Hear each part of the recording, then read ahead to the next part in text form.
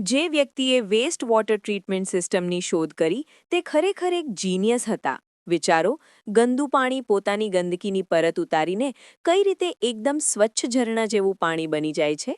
શહેરનું સીવેજ પાઇપો દ્વારા treatment plant સુધી પહોંચે છે. પ્રથમ તબક્કો. સૌથી પહેલા સ્ક્રૂ પમ્પ્સ પાણીને ઉપર ઉઠાવે છે અને મેટલ સ્ક્રીન, પ્લાસ્ટિક બેગ અને પેપર ટાવલ જેવી મોટી ગંદકીને રોકી લે છે, જેને રેક સિસ્ટમ દ્વારા હટાવી દેવામાં આવે છે. Greet chamber. આ પછી પાણી ગ્રીટ ચેમ્બરમાં પહોંચે છે, જ્યાં ફરતી બ્લેડ્સ એક વર્ટેક્સ એટલે કે ભમરી બનાવે છે અને રેતી, કાદવ અને ભારે કણો નીચે બેસી જાય છે.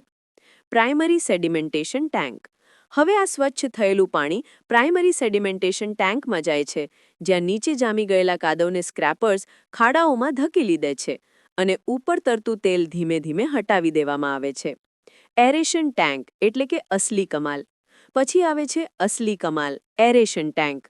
અહીં જ સૂક્ષ્મ જીવો એટલે કે માઇક્રો ઓર્ગેનિઝમ્સ પોતાનું જાદુ બતાવે છે. બેક્ટેરિયા અને પ્રોટોઝોવા પાણીમાં રહેલા જૈવિક પદાર્થોને ખાય છે અને નીચેથી આવતી હવા તેમને ઓક્સિજન આપે છે.